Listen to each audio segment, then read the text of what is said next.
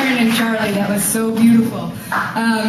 It is now my distinct pleasure to introduce a longtime neighbor of David McReynolds, a woman who's a community and housing activist, a literary agent, and someone who will speak next is Frances Goldin. So please join me in welcoming Frances up here.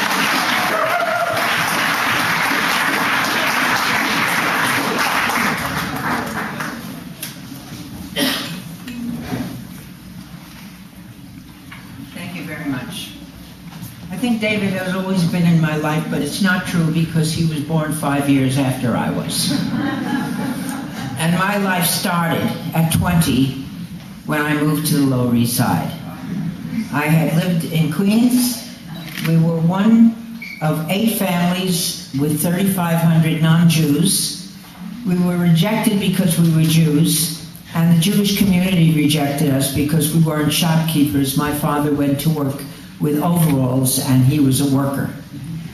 So I found my life begin on 11th Street when I moved to the Lower East Side. And the history of the Lower East Side, and the radicalism of the Lower East Side, and the War with Resistors League on the Lower East Side with David at the helm, just made my life so different and wonderful. So I got a really lousy start because I wasted 20 years for nothing. I've always considered David a hero because of his eloquence and because of his principles. And was it about 8 years ago that I got you on the committee? Yeah. David has lived on 4th Street for 50 years. And 50 years ago, a little tiny organization named the Cooper Square Community Development Association was born. And last week we celebrated a 50-year anniversary of the oldest pro-tenant group in the United States of America.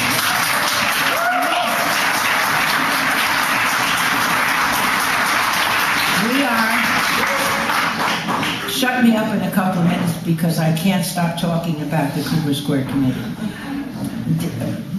Robert Moses decided this was a great place to put housing that 97% of the people in that neighborhood could not afford.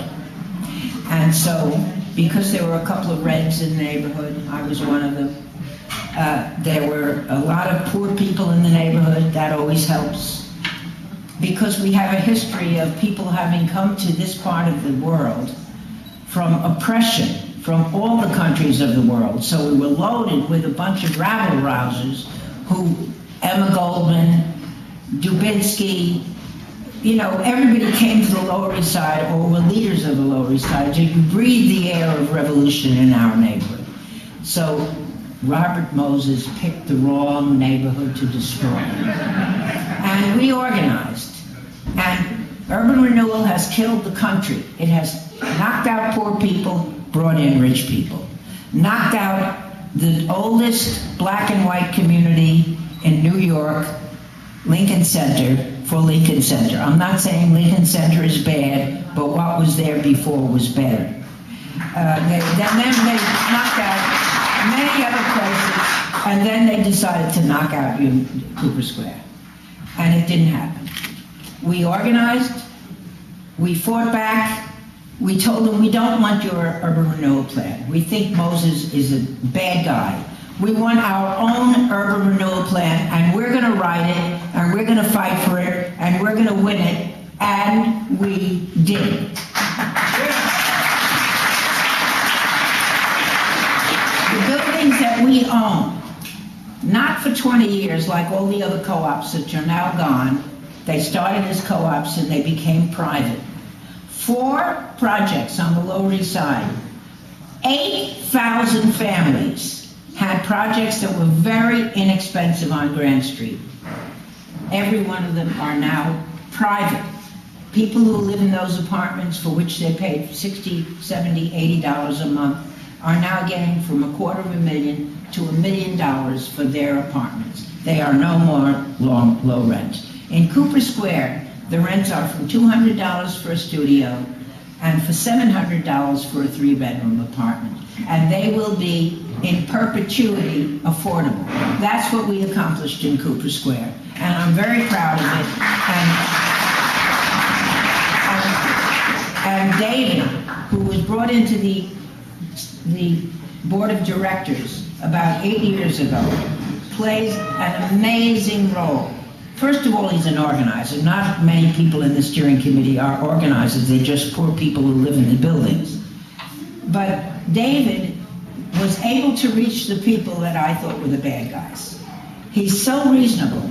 He's so understanding of other people's issues and how to reach them that he became a leveling influence in our community. He's a Renaissance man. You know about the other parts of his life, and you'll hear more about it today. But I want to tell you, because this is the people in this room who can change the world. Don't think I'm kidding. I'm serious.